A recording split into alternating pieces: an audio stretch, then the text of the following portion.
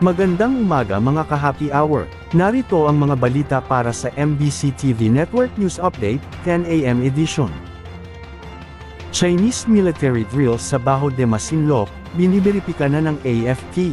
Biniberipika na ng Armed Forces of the Philippines ang Chinese military drills sa may Bajo de Masinloc sa West Philippine Sea. Ayon kay AFP Public Affairs Office Chief Colonel Cerces Trinidad, kanila nang kinukumpirma ang katotohanan kaugnay sa reports na pinakilos umano ng People's Liberation Army ng China, ang kanilang armed forces para sa pagsasanay sa karagatan sa may Bajo de Masinloc. Ginawa ng AFP official ang pahayag kasunod ng inilabas na statement ng PLA nitong Huwebes, na inorganisa ng Southern Theater Command ang kanilang naval at air forces, para magsagawa ng combat readiness patrol sa karagatan, himpapawid at paligid ng Bajo de Masinloc na tinatawag ng China bilang Huangyan Island. Ang Bajo de Masinloc na tinatawag din bilang Scarborough Shoal at Panatag Shoal ay nasa 124 nautical miles mula sa baybayin ng Zambales, napasok sa 200 nautical miles ng exclusive economic zone ng Pilipinas, na pilit inaangkin ng China na parte ng kanilang territorial waters. Samantala, Ramadan 2025, magsisimula na sa March 2. Magsisimula sa March 2 ang Holy Month of Ramadan.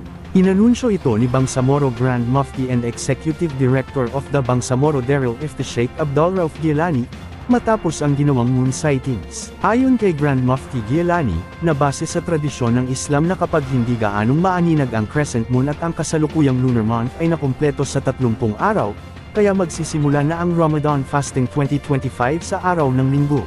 Ang moon sighting o halal sighting ay mahalagang practice sa Islam, na nagdedetermina ng pagsisimula ng bagong lunar month. Mahalaga ang nasabing moon sighting sa tradisyon ng Islam para matiyak ang accurate na pag-obserba ng Ramadan, na layong pagkaisahin ang mga Muslim. Magsasagawa ng fasting at sabay na pagdarasal ang mga kapatirang Islam, para sa pag-obserba ng Ramadan. Sa iba pang balita, LPG nagpatupad ng rollback sa kanilang presyo. Nagsimulang ipinatupad ngayong araw ang bawas presyo ng liquefied petroleum gas o LPG. Ayon sa LPG Marketers Association, na magkakaroon ng 11 pesos na bawas sa kada 11 kg na household LPG cylinder tank. Isa sa mga dahilan aniya ng bawas presyo, ay ang pagbawas ng Saudi Aramco prices ng hanggang $20. Naniniwala din ang grupo na maaaring sa buwan din ng Abril, ay masusundan ng nasabing bawas presyo. At yan ang mga balita para sa MBC TV Network News Update, 10 AM edition. Abangan ang mga susunod na balitaan mamaya, para sa 11 AM edition.